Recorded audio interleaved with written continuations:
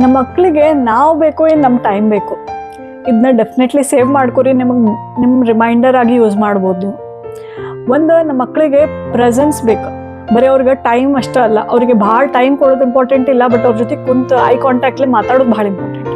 ಎರಡನೇದು emotional safety ಅಂತಂದ್ರೆ ಅವರಿಗೆ ನಾವು ಒಂದು ಕಾಮ್ ಆ್ಯಂಡ್ ಕಂಪೋಸ್ಡ್ ಇರ್ಬೇಕು. ಏನೋ ಹೊರಗೆ ಆದರೂ ನಾನು ಬಂದು ನಮ್ಮ ಪೇರೆಂಟ್ಸಿಗೆ ಹೇಳ್ಬೋದು ಅನ್ನೋ ಕಾನ್ಫಿಡೆನ್ಸ್ ನಾವು ಅವ್ರಿಗೆ ಕೊಡಬೇಕು.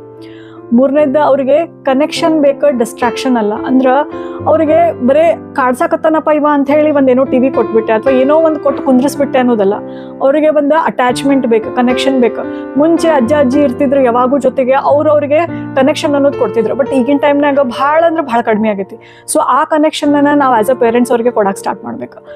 ಇವಾಗೂ ಮಕ್ಕಳಿಗೆ ಟೈಮ್ ಇಂಪಾರ್ಟೆಂಟ್ ಅಲ್ಲ, ಆ ಮೂಮೆಂಟ್ನವ್ರು ಕ್ರಿಯೇಟ್ ಮಾಡ್ತಾರೆ. ಅವರಿಗೆ ಟೈಮ್ ಅನ್ನೋದು ನೆನಪಿರಂಗಿಲ್ಲ, ಬಟ್ ಆ ಮೂಮೆಂಟ್ ಭಾಳ ನೆನಪಿರ್ತೈತಿ.